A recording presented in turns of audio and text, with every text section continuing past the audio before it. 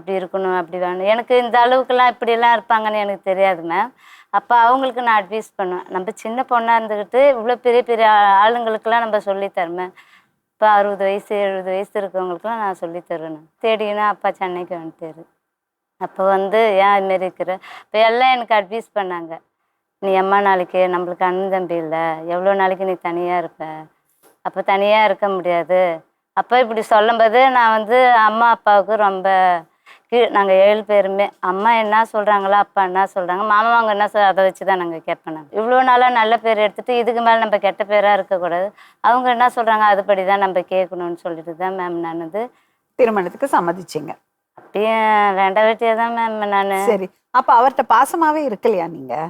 Ma'am கல்யாணம் ஆனதுலேருந்து இப்போ வரைக்கும் அவர் வந்து சாப்பிட்டியா, என்ன பண்ண, ஏது பண்ண, எதுவுமே இன்ன வரைக்கும் குழந்தை தங்கும்போது கூட நேராக கொண்டாந்து எங்கள் வீட்டில் தான் மேம் விட்டு போனார். விட்டுட்டு அவர் பண்ண கேரளாவுக்கு போயிட்டார்.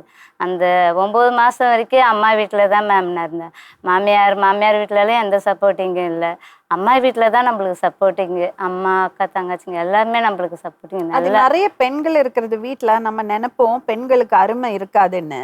ஆனால் பெண்கள் நிறைய இருக்கிறது வீட்டில் தான் பெண்களை வந்து நல்லா பார்ப்பாங்க. ஆனால் நான் அம்மாவை நிறைய கேட்பேன், என்னை ஏன் பெற்றீங்க. அப்பயே எனக்கு உடம்பு சரியில்லாதப்போ மஞ்சள் காமாவில் வந்து ரொம்ப நாள் கண்ணு தெரியாதெல்லாம் இருந்திருக்கிறேன் மேம். 6 மணி ஆயிடுச்சுன்னா எனக்கு கண்ணு தெரியாது, மாலை கண்ணுன்னு சொல்லிட்டு ரொம்ப கண்ணு தெரியாது. அப்போ வீட்டில் ரொம்ப செல்லம், வேலைலாம் எதுவும் அவ்வளோ கஷ்டமான வேலை நான் செஞ்சதில்லை மேம். அப்படி இருக்கும்போது சரின்னு சொல்லிட்டு நீ ஒன்று வெளியில் ரொம்ப லாங்கில் எனக்கு வந்தாங்க மாப்பிள்ளை.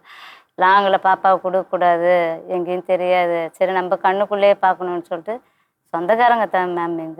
இவங்க அத்தை வந்து நம்ம குடும்பத்தில் கல்யாணம் பண்ணித்தால அவங்க பெருப்பா சொன்னார், நாங்கள் பொண்ணு கொடுத்த மாதிரி நீங்கள் எங்களுக்கு பொண்ணு கொடுக்கணும்னு சொன்னதால சரின்னு சொல்லிட்டு அப்பாட்ட வந்து கேட்டுகிட்டே இருந்திருக்காங்க. நான் வேணவே வேணான்னு சொன்னேன் மேம். மாமாவுங்களுக்கு அக்கா வீட்டுக்காரங்களுக்கு அக்காவங்களுக்குலாம் யாருக்குமே, சித்தப்பா பசங்களுக்கு அம்மாவோட கூட பிறந்தவங்களுக்கும் யாருக்குமே விருப்பம் இல்லை. ஏன் விருப்பம் இல்லை? எனக்கு பிடிக்கல மேம். அதெல்லாம் சரின்ட்டு இப்படி சொல்லிட்டு அப்போ எல்லாம் ஆள் உங்களுக்கு பிடிக்கல? அதான் மேம் இதேமாரி கல்யாணம் பண்ணிட்டு எல்லாரும் ரொம்ப கஷ்டப்படுறாங்கல்ல மேம். அவரை பிடிக்கலன்னு இல்லை, ஜென்ராவே திருமணம் எனக்கு அப்பயே எனக்கு பிடிக்கல. அப்ப இவரை பார்த்ததுமே எனக்கு பிடிக்கலன்னு சொல்லிட்டேன் நானு. அப்படி சொல்லலாமா? அவருக்கு எவ்வளவு மனசு வேதனை? அதுல ஒண்ணு அவங்களுக்கு மனசு வேதனைன்னா அதுக்கு தகுந்த மாதிரி அவங்க இருக்கணும் மேம். அப்படி இல்லவே இல்லையே. அப்படி இல்லாத நான் எப்படி நீ பாசம் காமிக்கணும்ல, நீங்க பாசமா காமிச்சாதானே அவருக்கும் பாசம் வரும் உங்க மேல. மேம் நான் என் மேலே தப்பு சொன்னேன், நான்லாம் சொல்லிருந்தேன் வச்சுக்க மேம், நீங்க வந்து என் பக்கம் தான் பேசுங்க. சொல்லுங்க, அதுக்கு தானே உட்கார்ந்து இருக்கேன்.